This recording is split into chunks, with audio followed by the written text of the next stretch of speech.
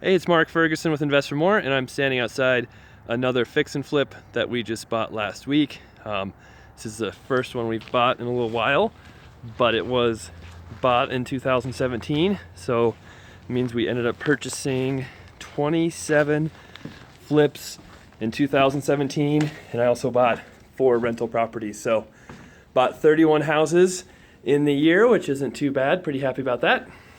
Before we get started, make sure you check out investformore.com.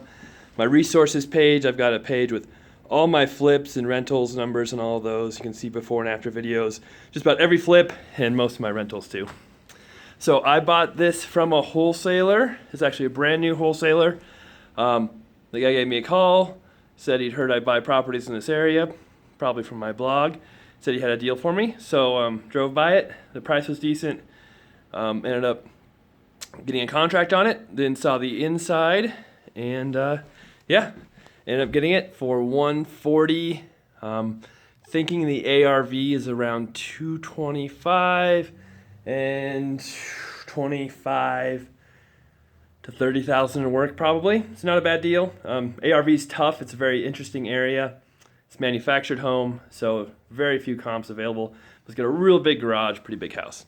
Something that's interesting, Nikki and I just came here for the first time. They gave us a code to the door, but the alarm started going off. So the police show up while I'm doing this video. That's why. It still says the alarm is activated. They didn't give us a code for the alarm, so hopefully they don't come, but they might. This is a 4-bedroom, 2-bath. So, see, we'll have to do paint, flooring, probably doors, some drywall work.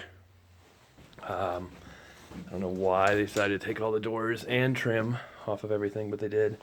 Like I said, it's a manufactured home, so your furnace is usually in a closet like that. We'll get that cleaned and checked out. Hopefully it's okay. Here's one of the bathrooms. It's a weird configuration. That's a toilet. And just a shower right here.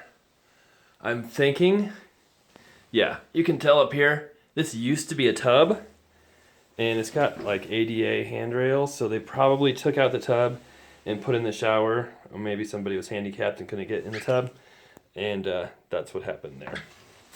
All right, here's another bedroom.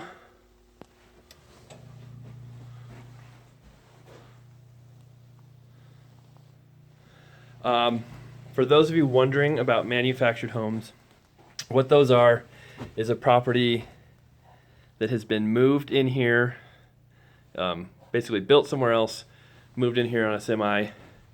Each half is, you can see that's the middle joint. So each half is put on a semi and then they're joined together here. And then a manufactured home has a metal frame on the bottom, and if it's manufactured per HUD guidelines, you still can get FHA financing on them, which this one was. I'll show you that outside. Very important. But a modular home, which you might hear, is one that can be built somewhere else as well and trucked in. But modular homes don't have any metal in them. They're all wood. And technically, if it's real modular with no metal in it, even if it was built somewhere else, you can get any kind of financing you want on it. It should be the same as a stick-built home. So that's the difference. It can be very confusing. I need to write an article on that at some point too. But this one has HUD tags on it, which I'll tell you what that means here in a second. Here's the kitchen, which actually is fairly decent. Has oak cabinets, which I'm not a huge fan of, but they're in good shape. The counters are actually in good shape. This is not a house that we have to make super fancy. This tile's actually in decent shape, except for this corner. There are some that are breaking. The laundry room. All right, so I'll show you out back. Actually, I missed this bedroom. Here's the 4th bedroom right here. Yeah, 4-bedroom, 2-bath, no basement. You'll rarely see a basement with manufactured homes. Once in a while. Looks like they patched a hole right there. Wonder if that used to be a door or something going into that bedroom. All right.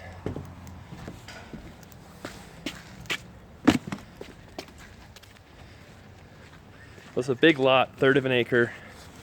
You can see it's got a big garage with it, big yard. Kind of off the beaten path. It's in town, but it's a very private location. So that might attract some buyers.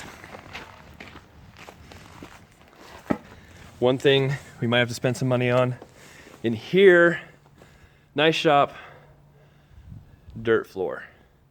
So we might pour a slab. That'd probably make a big difference in here. All right, the back of the property, and then we'll have quite a bit of tree cleanup too, as you can see. And then over here, I'll show you the HUD tag. So HUD tag is on the outside of the property. It should be on the inside somewhere too, like under a kitchen cabinet or something. And basically what it says is the property was manufactured to HUD guidelines, which allows it to be financeable. So that's the HUD tag right there, which has been painted over.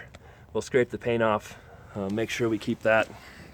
And then sometimes you'll need multiple HUD tags and to get it done. But that's the property. I think Nikki's telling me someone's here. Maybe it is the police.